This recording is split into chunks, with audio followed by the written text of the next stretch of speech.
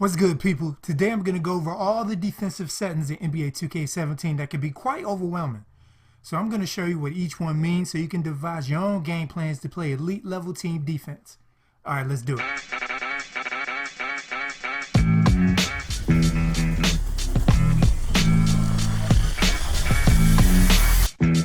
Sports Gamers Online is the #1 source for the sports gamer.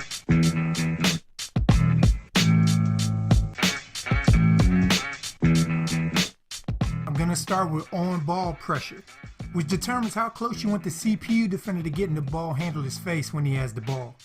Gap you want to use for the Greek freak Tony Allen types who you know are no threat from the outside. Moderate for the average shooters, which will be ratings in the 70s. And tight smother for anybody you deem a threat on the outside. I like to smother those who I'm not worried will beat me off the dribble for playing so close, like Kyle Korver or Anthony Morrow. But for guys like Steph Curry, I like to play tight, respecting their ability to also beat me off the dribble. And I use the same strategy for off-ball pressure. So my on and off-ball pressure are usually the same, unless my opponent starts forcing Kyle Korver to cut to the basket to beat me, denying him the ball. Then I'll switch him to tight off-ball also. For force direction, you always want to send everything to the baseline. Having the ball handler go towards the middle of the court is bad for the defense, so you always want to guide him to the spot with the least options available. For on-ball screen defense, again, it depends on who has the ball. A successful pick and roll creates space for the ball handler, and depending on who that is, that's the last thing we want. Going over the screen attempts to take away the space the pick and roll creates quickly with the guy the offense is trying to erase from the play. So for shooters, this is ideal, but you can be exposed to a drive by going over the screen, but it's a pick your poison at this point. Going under the screen alternatively dares the ball handler to pull up for the shot, as you position yourself on the other side of the screen to stop the drive. So the guys who you know have no intention of shooting pull-ups on the pick and roll, you want this setting. And I like to switch screens if you have a very good defensive team, where it'll be okay with your power forward most likely guarding their point guard or shooting guard at times. But never switch the screen with your center though. And ice flat out blocks the screen with the on-ball defender standing in the path the ball handler wants to go, forcing him to go only one way with the ball. For hedge, no hedge completely has the screener's defender drop back deep, so this could go in tandem with going under for the non-shooters and over forcing a drive for the good ones.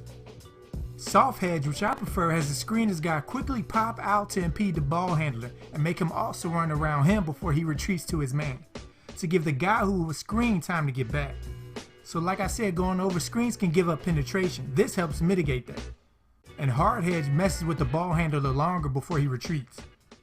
Catch hedge is sort of like soft hedge as he pops out on the screen for a quick second, but will run back to whatever the screener is doing, so this can defend rollers and pick and pop plays like Ryan Anderson.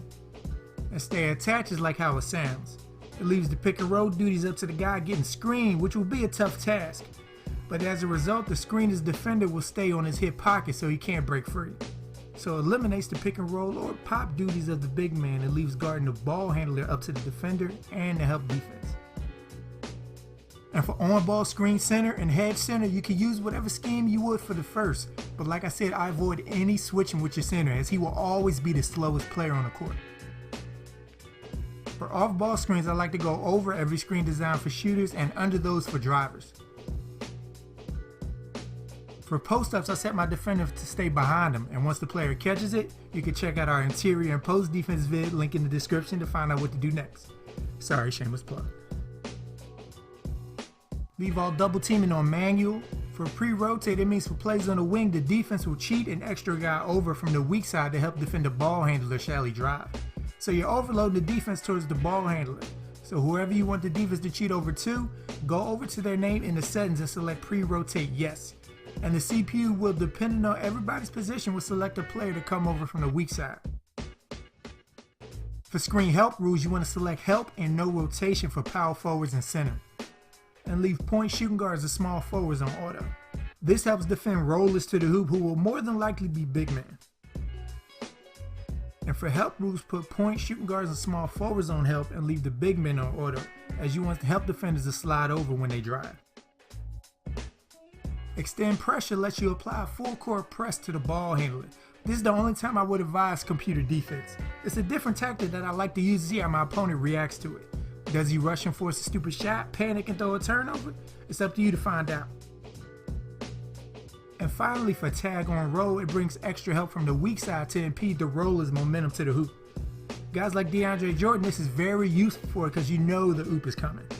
Otherwise, I would leave this set to no for everybody else. Alright guys, hope I helped you understand the defensive settings a little better and that you can go out there and now shut down even the Golden State Warriors. Okay, maybe not shut down because they can make shots from half court, but you get me. There's more NBA 2K17 content to come, so if you liked the video, make sure to subscribe so you don't miss any. Thank you all for watching and be good, y'all.